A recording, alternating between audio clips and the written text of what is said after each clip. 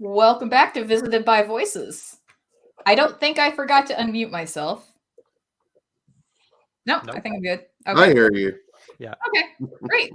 Well, today we are in for a treat because we're doing something a little bit different, and we are having a Readers Roundtable discussion. This is going to be a weekly thing for the next 6 weeks, every Sunday at 2 p.m. Eastern, 1 p.m. Central Standard Time. And Mike, I don't know exactly what time zone you're at. I apologize. GMT. GMT. Yeah. Okay, so what time is it over there? Greenwich meeting. It's 7 p.m. Okay. Well, cool beans. And we're just going to be talking about Lauren's new book, Divide by Zero, which just came out on Christmas. Our perfect little Christmas miracle. So we're only going to be doing about 60, 65 pages probably a week, since everybody's super busy with life.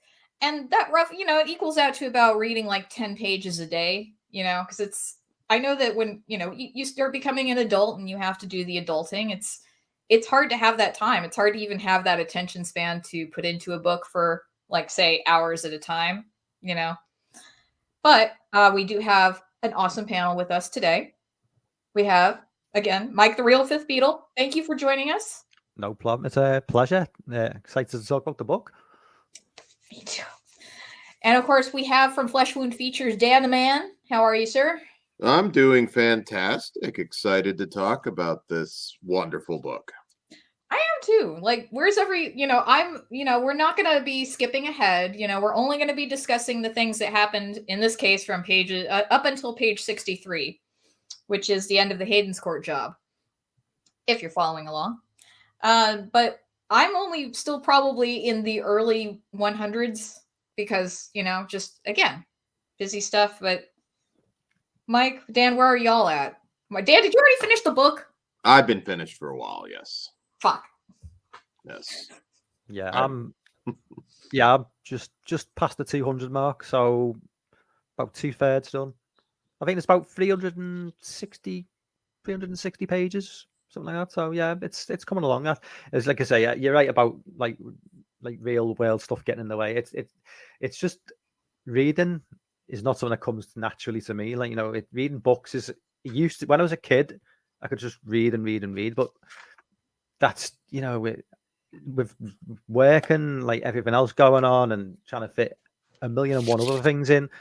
If I read more than like 3 chapters or something, my mind starts to wander, and so I think, well, I'm not taking this in now, so I'll stop and start again tomorrow when I've got a bit, because if the mind's tired, then you just don't pick up, you miss things. So yeah, but I should be done in probably end of next week. I should be done. Well, either way, we're all just gonna kind of, get there when we get there, which is great because I'm I'm like low man on the totem pole over here. So anyway, so first rule of book club is we always talk about book club on the socials, in real life, wherever.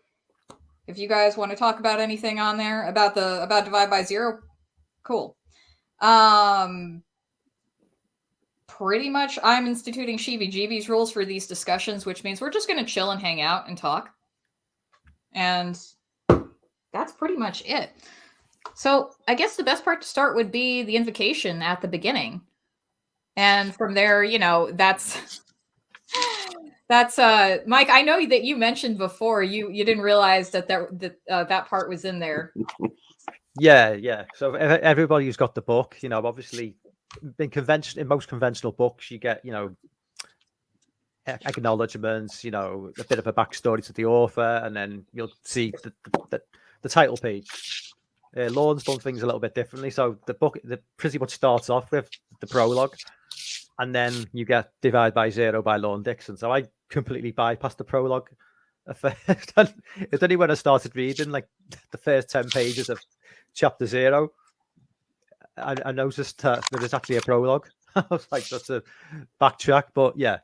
So yeah, Lauren likes to do things a little bit differently. So yeah, we have the invocation and where we see Virgil Meadowlark, who he doesn't. Okay, so he's like big mad about having to cover this story about an earthquake in the hometown that he grew up in Badger.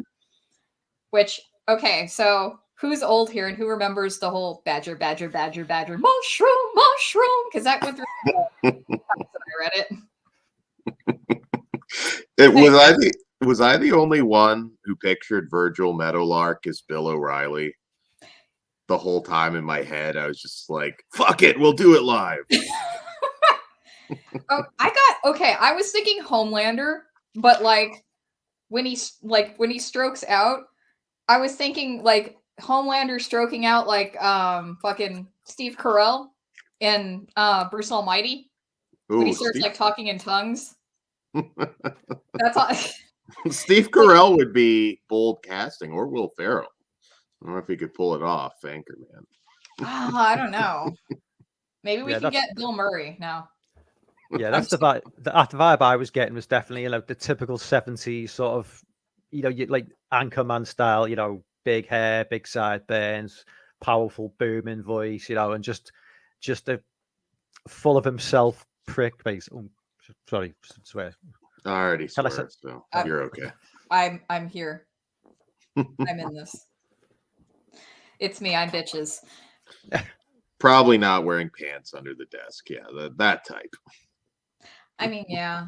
But yeah, he definitely does have the Jekyll and Hyde thing going. And I was thinking it's like he asked for sweet and low. Is it just like pure, like how pure and uncut is this sweet and low? Maybe that gave him the stroke. But then I was wondering, because it seems like everybody else also kind of strokes out. But then I'm like, wait, what if it's another earthquake? Maybe the earthquakes are following him because he's connected to Badger. You could be dead on. Sweet and low is the ultimate evil. The end of the book. You already decoded everything. I know. Divide by sweet and low. Divide by sucralose. Absolutely. Yeah, no, that really intriguing opening, and I'm glad you went back and were able to read it, Mike. Yeah. Also, I love the fact that he thinks Fleetwood Mac is going to be like the downfall of society. That is just, I would like to go back to that time when we were all just really concerned about Fleetwood Mac. I didn't know they were ever controversial in any way. But I mean, this is obviously, we're going back to 1977. Sorry, we're going back to 1978, aren't we? We discussed this in the green room. So it is 1978, not 1977. So I was 2. So I don't remember Fleetwood Mac ever being any sort of a controversial band. Well, certainly not when I was growing up. But what were your other music opinions at 2? Well, yeah, fair enough.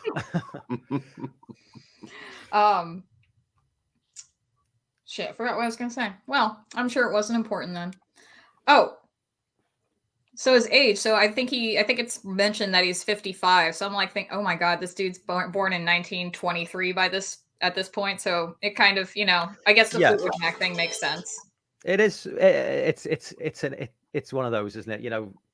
Every generation before the current generation is more offended by modern, like there's always something in modern music that they don't like. So if you go back to the Beatles, the Rolling Stones, Elvis Presley before that, the older generation are always terrified of like this new incoming like music that's gonna like destroy society, I suppose. And yeah, if he's born in the 1920s, then you can probably understand he's probably grown up of a time of swing and jazz and God only knows what they were playing in the 1940s and 50s. But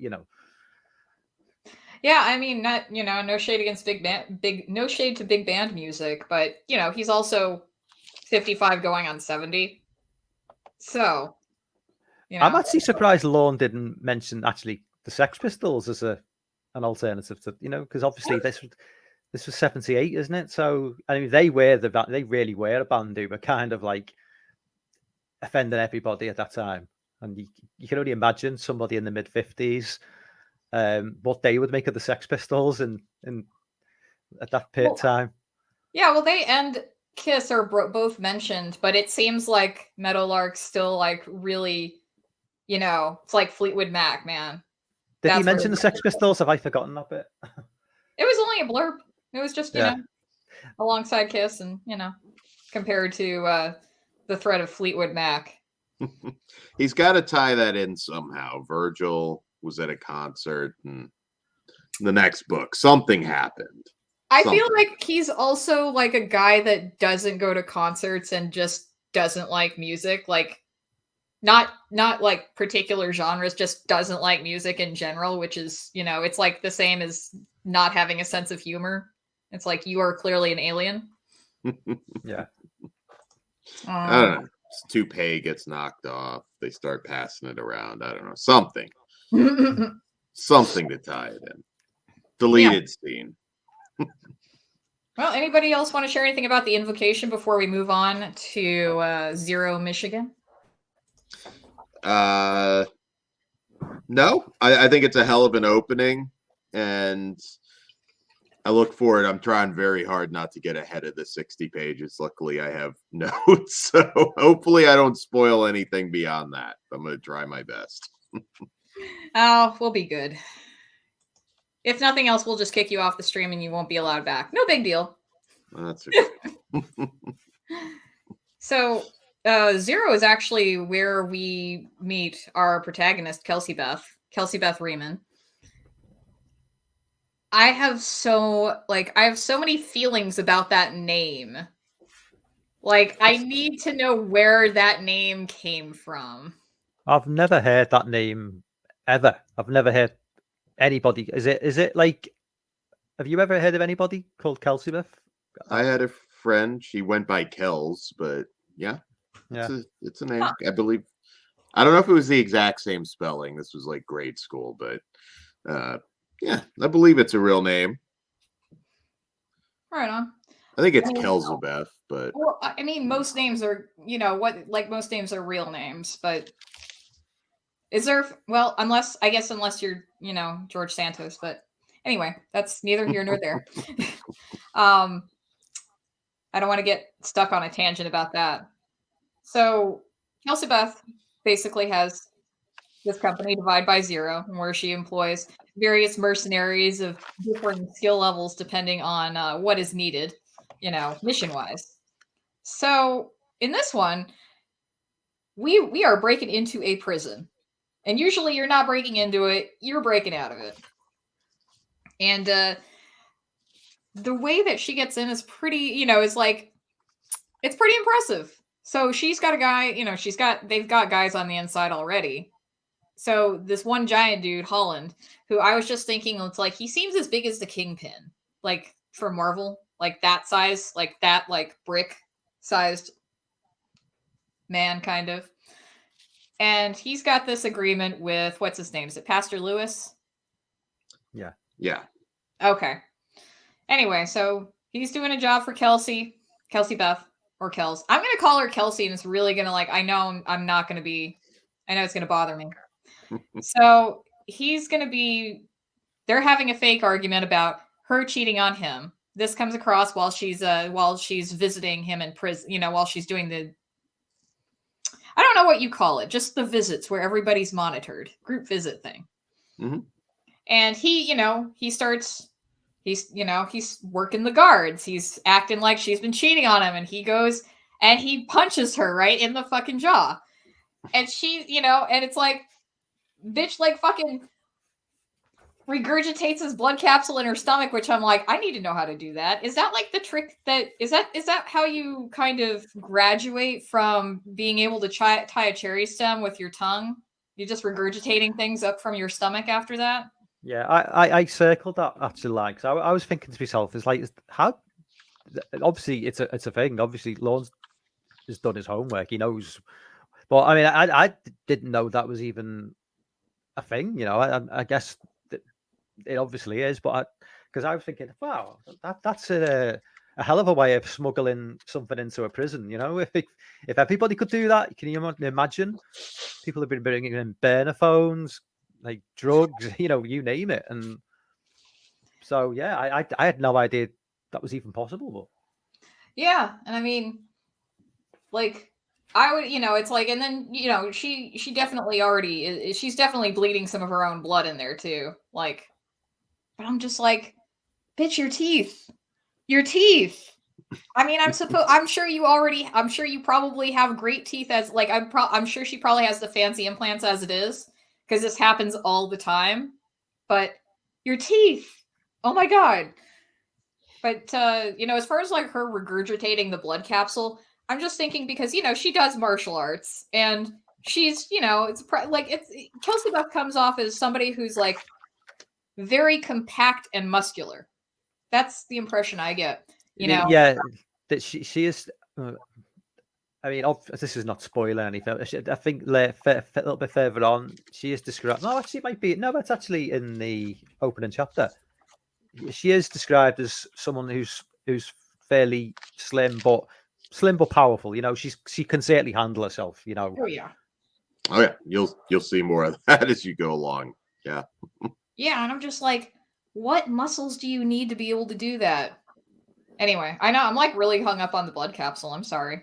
Do you have dream casting for Kelzabeth? I mean, I was thinking Allie Larder or Liz Fair, and I think I'm leaning more towards Liz Fair, but I don't think she's really an action star. But we've seen Allie Larder in the Resident Evil movies, so she can hold her own. I was guessing that Kelsey Beth was around early 40s. Yeah, she's older. Yeah. So I'm picturing maybe like Kate Beckinsale, maybe from a few years, because just like in terms of maybe Kate Beckinsale maybe a little bit too, she doesn't. Maybe she just stands out too much because she's just so attractive. You know what I mean? Yeah, I don't know if she can pull off gruff enough though. Yeah. I don't know. I'm just thinking in terms of physique, she's certainly got. Yeah.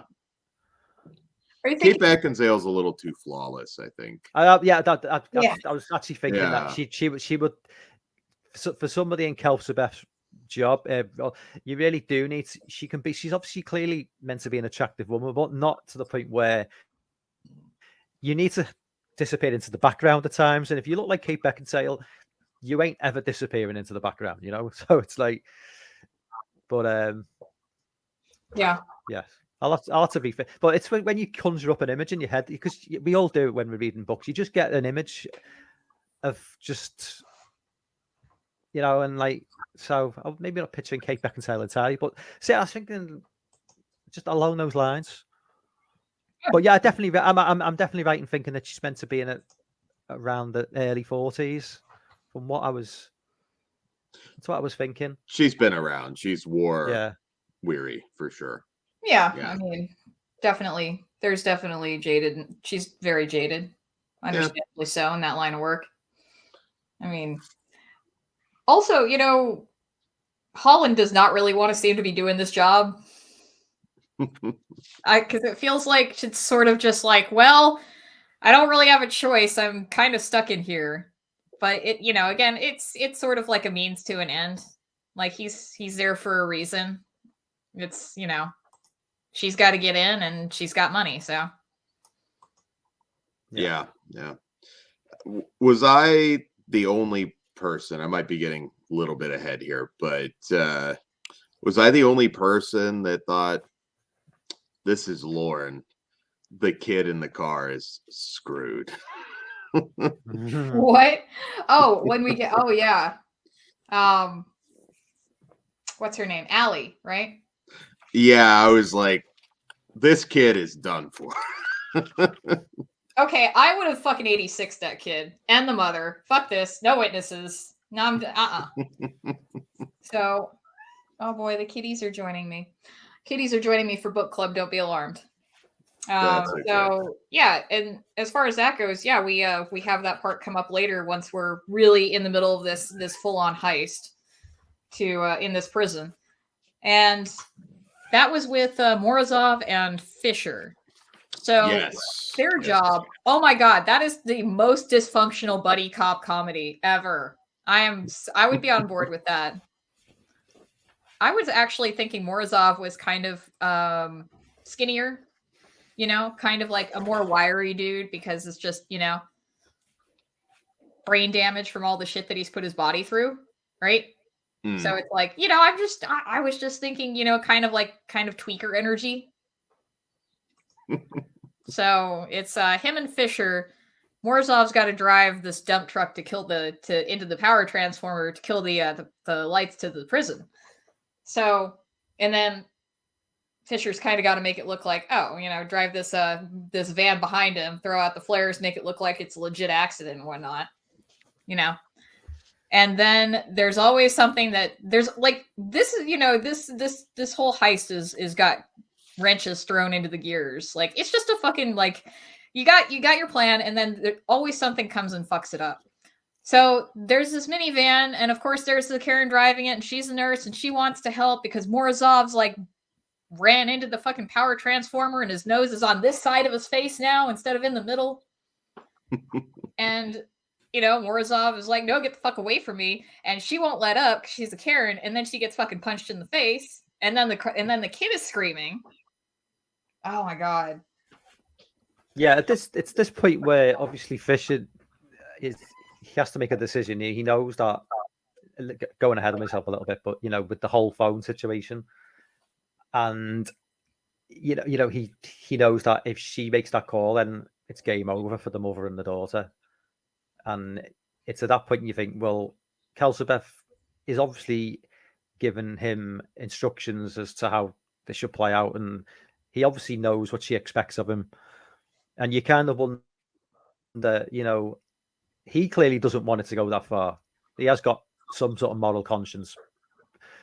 But you wonder about Kelsabeth, like, at that point, you wonder, like, what is her, like, moral conscience? Is she completely ruthless and wants to see the job done under any circumstances? Or would she be similar in the same situation? Would she hesitate? And I really thought, again, just going back to when I was at this point in the book, that was going to be a huge plot point. They were going to get killed.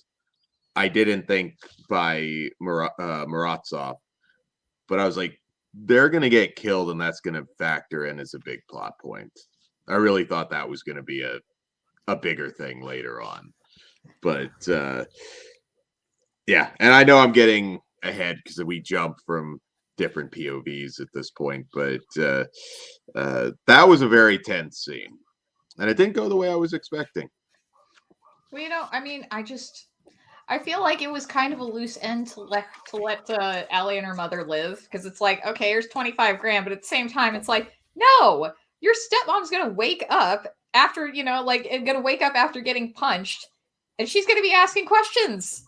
I would, for me, I would just kill them both just to be on the safe side. Plus $25,000 that's not being split among the mercenaries. I'm like, if I'm a mercenary, I'm like, that's part of my pay. That's true. I feel like I'd want a little bit more than that to keep quiet, but yeah. Well, I think Allie initially says, "Oh, he said 30,000." How much would that? But think this is like 1970. No, sorry, but this is modern day. I'm losing track. Sorry, forget that. I'm losing track of the times. It's obviously modern day. I'm thinking back to 1978 and thinking what was $25,000 in 1978, and I just realised. Oh no, we're good. She's a teenager. I'm sure it's a Reddit post somewhere about it. I don't know if they caught her. Yeah, I know. Like, exactly. Also, take her phone away from her. Take her phone away. There's GPS coordinates. You've got all of the things monitoring her. I'll be like, you can have this money, but you got to give up that phone. Oh, I don't know. I don't think she'd take the deal. Teenage girl, she's gonna throw her down. She's not giving up that phone. I don't know. Again, teenage girls, they run their mouths. Again, it's like, better dead than not. I'm sorry, my cat. My cat is in need of attention over here. That's okay. It's okay. Mine are usually right above my head when I do these shows. Well, Lawrence were, Causey was all over Lauren when he was doing the thing with Fractured Mirror, so I guess it's fine. So anyway, I know that we covered Kelsabeth getting into the prison. So it's like once she actually gets punched, then we've got another dude, Green, who's undercover. We got a few guys undercover, actually. And he comes to her rescue and, Holland is creating the diversion for the rest of the guards. So Green leads her into the interior of the prison, which is exactly what we need. And I think it's around there that we also get to meet Wells, who's stuck in a little crawl space behind a fake wall of a freezer. And he's been there for a day and a half. Like, bro. Yeah, I wasn't sure how he came to be in that situation. Like, was he a prisoner? No, I think No. Wells was just a mercenary also. But I mean, how is he? I wasn't sure how he got into a situation where he was, where he was in that freezer, like how he came to get in that situation. I think it's because remember how when he strips, like when he gets out of the freezer, and he takes off the suit that was protecting him. He had the guard suit on. Oh, and they left the locker open. Right. Okay. So he bribed before. Yeah. So he bribed the officer and got in, and then came out. Yeah. It makes sense now. Yeah, that's what I'm thinking. And as far as casting, for some reason I could not get Patrick Warburton's voice out of my head for Wells. But at the same time, it's sort of like a cross between like Patrick Warburton and then Stinky Diver from Action League Now. I don't understand why. I think it because he just kind of it gave me the whole energy of like this old man who doesn't want to be doing this shit no more, like being stuck in a freezer crawl space for a day and a half. If we're doing Seinfeld casting, you get the soup Nazis, Dr. Youssef. Sorry, I don't know the actor's name off top of my head. Michael Richards is Virgil Meadowlark. I mean, he's done questionable things on camera plenty of times. So there you go. Rogue would be pretty low on the list. I'd see that. Yeah, and of course Green and Kelzabeth with Youssef and his arm caught in the bars and everything. Very, very interesting portion of the book. And they have to, I believe, cut off most of his hand, if I recall. It seemed really fucking mangled. Yeah. I could feel Youssef's pain during that portion of the book. Me too, because I slammed my pinky in a car door once and broke the tip, just a hairline fracture. But Ooh. yeah, it was just like that. I couldn't, do open heart surgery ever again. It kind of killed my your surgical career. I know, right? Any surgical career that I could have had, there it goes, down the drain. But, I mean, it's lucky that Kelsabeth, like, she and Green get down to the morgue where we have this delightful dead body waiting. And that's what we needed Dr. Singh for, is he was going to cut open this body, get this heart out, and that was that. But now Kelsey Beth has to do I don't even want to call it, it's not like a surgery or an autopsy. I'm just like, it's just a heist. You're just heisting that heart. Like, don't cut directly into the heart, but it's fine. I think you'd have to remove it a certain way, though, for it to be viable. But my medical knowledge is nothing. But I would imagine you have to take a heart out a specific way. Daniel Allen Corwin, I believe, was our cadaver. Yeah.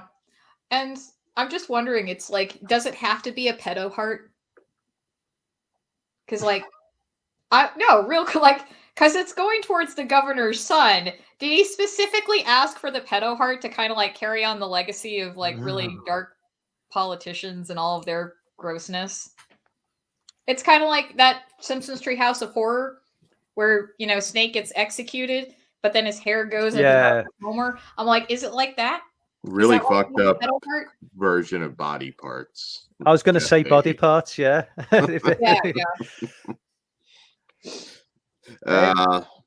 ahead, Mike. No, I was going to say, because we haven't really talked about Green yet.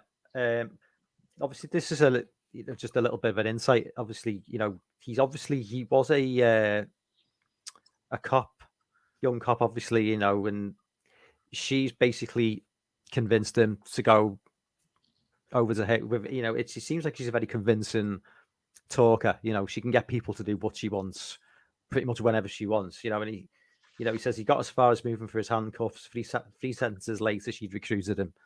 So it gives you an idea of like she's obviously a very charismatic woman. You know, probably sounds like she has many eaten out of her hand. You know, the operation is basically it's pretty much an all male crew, and you know they all seem, you know, not always pleased to be doing what she wants, but they still do it, you know. And I think a couple of pages later, it's kind of hinted that Green has got feelings for her. They talk about, you know, he should have taken up martial arts, and he said he probably would just to be close to her. Now, I'm taking Green to be late 20s. I'm guessing. Yeah, I get that feeling. Sort of mid to late 20s. So I'm looking at it, I'm guessing it's a romantic interest, although it could be maybe more of a motherly, you know, a case of motherly love. It may, you know, in terms of like she's like, if she's like 15 to 20 years older than him, you know, it could be more of a feeling of, you know, a mother that he never had, or, you know. If I recall, I think it doesn't go super in depth, but he was also addicted to opioids, and kind of implied that she's a good general. She got a lot of people out of rough spots, as you learn more as the story progresses. So I definitely feel people would fall on a grenade for her, for sure. Yeah, I really like Green a lot as a character so far, and a lot of that, you know, I enjoyed finding out more about his background, especially, you know, he has this recurring theme of being lost throughout his life. When he was little, he would like wander away from his foster mother, you know, and it's sort of like the whole thing about getting lost just follows him. You know, he drops out of high school, gets into opiates. Luckily, he's able to get a job as police officer. But that is also something to, I feel like he kind of has imposter syndrome, right? Like he doesn't really know where he fits. The imposter syndrome and the feeling of being lost, they kind of just run, concurrently with each other. You know, because as a police officer, it's like you're getting paid fairly well, depending on where you're at. But then, you know, depending on what you're doing, you also have access to drugs that you may confiscate on the job. So it's even mentioned that part of that was to feed his habit, you know, and eventually he does get terminated. And then he ends up as a fucking museum rent-a-cop, which is where Kelsey Beth finds him. But I don't get the impression that, you know, really being a police officer or a rent-a-cop, that's anything that, you know, he ever really wanted to be doing. It's sort of just like, well, here I am. It's kind of like just survival. Absolutely. And I mean, they go through some shit even in these first 60 pages or so, but yeah, it's exciting. More exciting than being, you know, rent-a-cop, for sure. I want to know what the 3 sentences that Kelsey Beth used to recruit him were. Like, if it's 3 words, we can have fun with that. But 3 sentences, that requires thought. Yeah. Yeah, I'm that must have been a hell of, I don't know. Maybe Lauren can weigh in on that. Had to be some really good writing. So, like, also one of the things with Green that he mentions that when there's because he also does actually get lost in the prison, Yes. right? And I think he's in Lambda Block, and one of the other prisoners, you know, actually says that he doesn't belong there. Like, they can tell. And I feel like, you know, again, that's just more of the whole feeling lost and also feeling like an imposter. So, but one of the things that Green says when he's kind of just trying to meander out of this maze is pain lets you know you haven't lost yet, right? So if you need pain to keep you on, like, say, like, on the, you know, if you need pain to keep you like some way of guiding yourself, right? That also kind of fits with the opioid addiction, because you're not feeling any pain. You're just getting lost in it. Absolutely. And pain definitely factors in later on as well. We also get an interesting passing thing about an eel tattoo. I don't know what that's about. I don't know. Maybe it plays into another book. It might. We'll have to wait and see. I'm very curious about that, though. And that pretty much comes about when they're getting ready to piece out of there because Kelsey Beth has gotten this heart out of this dude, which I don't know. Are you guys squeamish with blood? I am not at all. But sometimes you can still get me. Mike, are you squeamish with blood? No, but for the horror channel, you gotta be able to take it, you know. No, like real life blood. God damn it! It depends. It depends really. I've never really been in a situation where I've seen masses of blood. You know, it's always been just like little things like a cut finger or something. But you know, in terms of I suppose I've seen some real stuff on the internet with you know, car crashes and stuff, and yeah, I don't really like to see that sort of stuff. If it's on camera in a movie, I'm fine. But when you know there's real world consequences, then yeah, I'm not too good with that. Like, it's strange because like a broken nail can bother me. Yet being in the wrestling world, we bleed out of our head. Well, not we, but I've been hit with light tubes and shit like that, and you know, you pour blood.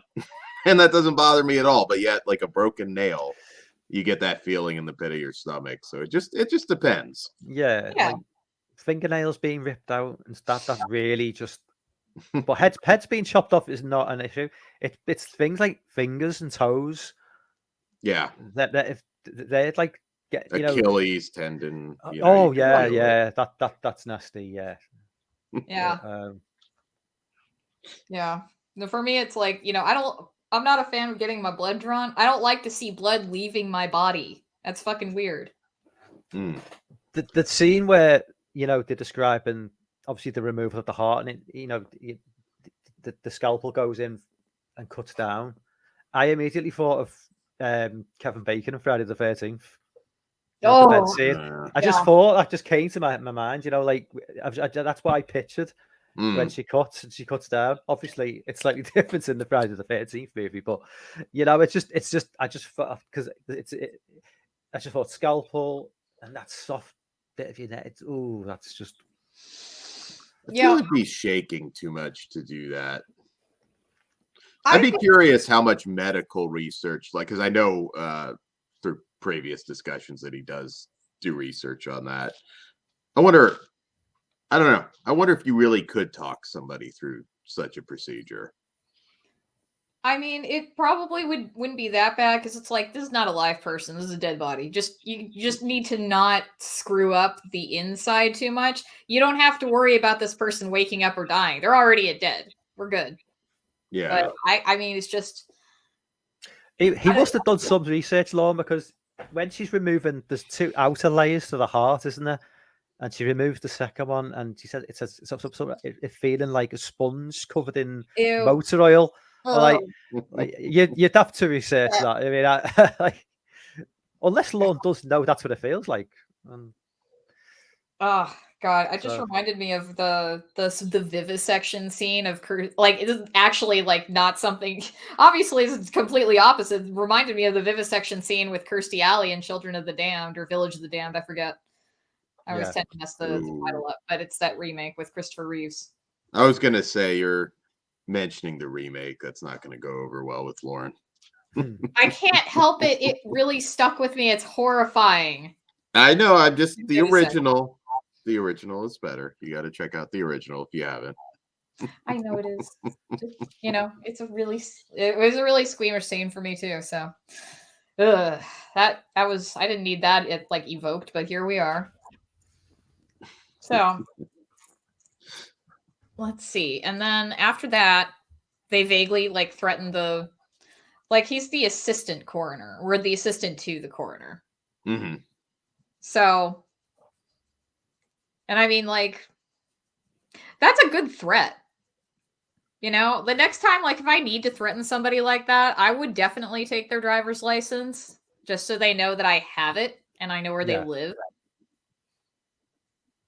So that I feel like that was pretty effective. Yeah, because you're left in no doubt that she means business, and you know if they come after her, then you know they've seen what she's capable of, you know, and so it'd be a pretty stupid move to you know go run into the cops, you know. These people can get into a prison. They can certainly get into your apartment or house for sure. Yeah. Oh, one thing that I wanted to bring up was so Green has to go down to the security room to get that part taken care of. This fucking guy. Fucking just he mostly takes out the security room with fucking Allen wrenches. That was legit. I was like, oh man, I had to hold on to my Allen wrenches for just such an occasion in the future. Because, you know, it's like they just put them in every box of, you know, furniture that you're putting together most of the time. You know? I think, like, a lot of criminals are missing out on the innovation of the Allen wrench. But, I mean, you also do need the fire extinguisher as well to kind of, you know... I guess it depends on what you're doing with the Allen wrenches, though. Like, what the situation is. Because in this case, you know, we had the security room on one side, and then Green's on the other, and he's using those Allen wrenches to kind of, like, punch a little area and push the fire extinguisher through, and then just let loose, right? And then that chases out all of the security guards, all of the guards from the security room, and he's able to take them out. So, I mean, that works. And then he just drops the Allen wrench, but you know, on the bit like the slightly plugged in phone charger, and just fries everything. I've never been hit with the fire extinguisher, so I can't say with sprayed by one. So I don't know what that does to you. I would imagine that'd be pretty effective. I always wanted to do that in like a backyard wrestling match. I never got hit by one. Like spray? Are you talking like both hit and sprayed, or just sprayed? Sprayed. Well, I mean, I can imagine what being hit by it would do, but yeah, sprayed by it. I don't know.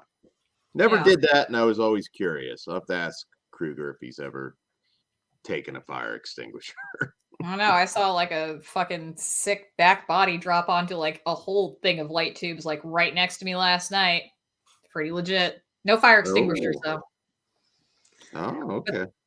Again, I'm going to get stuck on a tangent of wrestling again. That's going to bring Lauren on. I know. They're talking about light tubes. Okay, so let's see.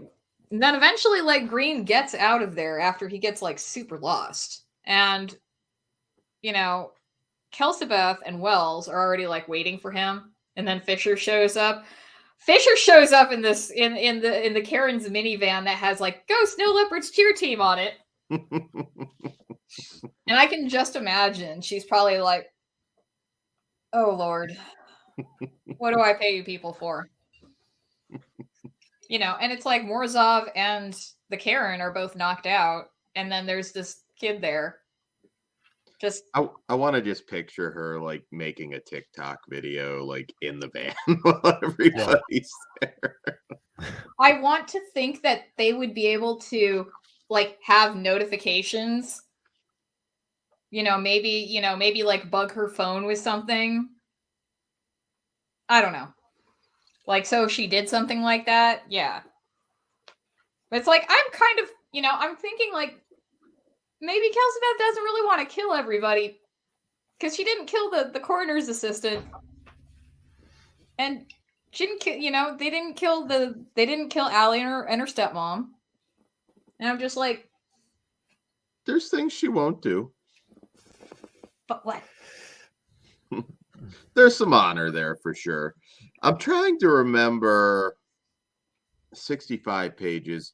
I could be page or two ahead, but I do believe we do meet Chidima briefly, maybe at the very tail end. That is, but we don't actually get a lot of background on her until I can't remember if that's at the very end of the chapter 0 or at the beginning of chapter 1. I can't remember. Where she's getting tattooed, I believe. So I might be getting towards the That'll end be of it. at the beginning of that. Yeah, That'll be on next week's. Yeah. So she starts recruitments for the next job, doesn't she? Yeah, that's the next. Yeah, that's next week. Okay. I'm looking forward to talking about Chidima because it's like she's got a whole ass like story there. That she is fascinating, and I'd like to see more. Again, I don't want to get ahead of myself, but yeah, I'm also trying not to because I feel like Kelsebeth has like a very Machiavellian sort of attitude in a lot of ways, and I mean, this is going to be fun, like watching all of my expectations or whatever or ideas about the characters completely take 180s. I'm sure at some point. Mm-hmm. Yeah, I mean, one thing I would say, obviously, I'm not going to spoil anything, but as you guys will know, like the way chapter 0 plays out, it does start. It becomes more centralized. The focus does shift more to Kelsebeth as the book progresses. Certainly to the point I'm at. Yeah. But it's good the way what Lorne's done. I think is with chapter 0, he's introduced. He's given everybody a reasonable number of POV. So when they're not front and center, we still know how they operate and how their mind work. There's a lot of characters in this book, a lot more on the way, and I think he does a really good job of establishing everybody. Everybody's memorable, even if they don't have a whole lot of time in the book dedicated to them. He does a really good job of making them all stand out, which is not an easy thing to do. And I think this beginning part of the book, I mean, it works very well as just a heist novel. It's a heart heist. Fuck yes. You have no idea how exciting that is for me. I don't know why. Yeah. And we're heisting something that ain't money. I like novels that and movies for that matter, that kind of start out that way. And it's just like, oh, this becomes something very, very different. Yeah. And it's interesting that it's sort of like, we needed this for the governor's son. Right? Mm-hmm. Because like if he put his son at the top of the donor list, then like his political opponents would eat him alive. Right? Yeah. I'm like, wouldn't it be cool if they actually were cannibals or there's some sort of monster they actually would eat him alive? But I'm just like, I don't know, man. Like, what are they gonna ratio you on Twitter for this? I think you're good. But maybe like I feel like he needed the pedo heart for a reason. Like it had to be Daniel Allen Corwin. I don't know why. I think it'll play out. The pedo heart job should have been the chapter name. I can't remember, but did they say at the end of chapter 0 how much she was paid for the job? I don't know. I know she had spent about 80,000 on the job. I mean, the risks involved. You're thinking it's got to be like 7 figures. Oh yeah, close to 7. I would pay all those guys, taking a big cut yourself. For what you're risking. I feel like he could have gone to Mexico for the black market heart, but maybe it wouldn't be like. How do you find the pedo heart? Maybe it has. Again, this is a very special heart. I feel the pedo heart of gold. You had to have that one. Yeah. So I don't know. It'd be interesting. I want to know more about Governor Sheehan and his whole family. That sounds interesting. There's a lot of characters here that I don't know, but I would imagine may pop up again in other books. How far are you along again, Sam? I'm only at like 110, 115, maybe something in there. Oh, okay. Then you're still very early then. Yeah, you've got a hell of a ride. Oh yeah, and it's like I don't want to like read too fast now because like now that we're doing this week by week, I can stay fresh. Part of the journey. Yeah, I don't think I ruined anything because I finished a good long while ago. It's actually probably a good idea what you are doing, because what I've had to do today is read this all over again, because I read it, 3 weeks ago. Well, my memory's just not great, so I have to refresh. So it's probably a good idea. You are reading along as the videos go along, because it's all gonna be fresh. But I'm gonna have to keep going back and just rereading it again, just to reestablish things, because, like I say, it's hard. This has been hard for me today. Doing book reviews it's not like doing movie reviews. It's just, you've got to use your imagination. You've got to. There's more with movies. It's all on screen. What you see is what you get, and obviously you can read things into it. But with books, you've really got to dig deep and look for little things that you might have missed. And I mean, there's things I've missed just by some of the things you've mentioned tonight, and that's when I say, if I read for too long, the mind starts to wander, and that's when you miss things. And so it doesn't come naturally to me, this. So it's been a bit of a. So I'm glad I've done it, and obviously I'll be here next week. But it's not easy. I had to go back and reread the first section, because I wanted to be fresh, and I also had to take notes, because it's like there are things that you always that catch your attention, but sometimes they don't always stick in your memory, or you got other stuff going on, they bounce something out of there. But I mean, I just had a really fun I had a really fun time with this chapter, because it was just sort of just movement, the entirety of it. Oh, and, I liked having all the different points of view.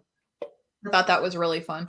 I am very excited to get on to the next section again, which I'm going to have to go back. Yeah, you meet Nahal pretty soon after this. Chidima, a lot of major characters in the book. Yeah. So, is there anything? Do you guys want to throw anything else out there about the first chapter? First chapter was awesome. It really grabbed me, and like I said, it is impressive to. Some people might have just made this a very small section. Again, it becomes something very, very different than just a heist novel, or at least there's a lot more to it. And it grabbed me immediately. So I'll save my thoughts for other stuff, but definitely another winner. Fuck yeah. Mike, anything? Just one thing I did circle. Obviously, Kelsabeth upbringing is with a father and an uncle, which is quite an unconventional upbringing. It probably has played into the character she is today. It's not having, usually a lot of the time in films and TV, and it's the dad's is absent, and it's being raised by a single parent, usually the mother. So it kind of done a 180 there, and having an uncle as well. So two male figures have raised, and maybe that's played into. I'm sure it has played into how she has progressed as a human, and into adulthood. Yeah, I mean, I think also, I believe it was her. She was talking about with her dad having to move. Trying to outrun, constantly. Yeah, so they never settled in one place. So I mean, that affects kids. Kids who are constantly on the move, never settling in one school. They never, it does affect them. Yep, that is very true. Whew. Well, okay. I think that we are going to be closing up shop for this session. That was super fun. If anybody has any impossible questions in the chat, just say your piece now. Throw them up there. But next week we are going to be covering pages 64 through 120. So if you guys are reading along, you can, always throw in your comments or questions in the chat for next week too. If you want to actually participate in these discussions, that's cool. You don't have to be here for every week. Just hey, if you've done the reading, join in. You can shoot me or Lauren a DM on Twitter, or I'm also on Instagram too, on Facebook. So That being said, I'll go ahead and plug all that shit right now. So I'm at Sheebie on all 3 of those, and I'm gonna have to spell it. It's SH33BIEJ33BIES because my old account got nuked. That was fine. Not that I needed it. So did I mine. just nuked everything. And you guys want to plug shit? You can find me on Twitter at BeetleReal and on YouTube, Real Fifth Beetle. Yeah, live streaming tonight actually. So nice. Flesh Wound features here on YouTube, and yeah, we do a lot of different shows, so check that out. A lot of different content, a lot of different things: horror, wrestling, true crime, comedy. We try and do pretty much everything. So, but primarily horror. Don't forget erotic, yes. Which for some reason are like the most popular shows. I was gonna say thousands of views for some reason. I don't know why. Forget the horror, Dan. Just make it specifically a erotic website. There.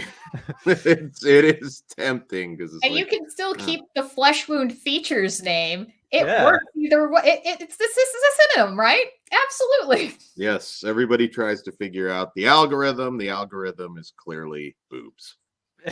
That's the secret. Boobs and outrage. Boobs and outrage. Yeah. Pretty much. You just have to find a way to combine the two, and you'll have all of the subscribers. Yes, I'm mad about these boobs. God damn it. Oh Lord. All right. Well, who have we had in the chat today? Oh, Sean McManus. Yeah. Daniel Shine. I don't know who that is.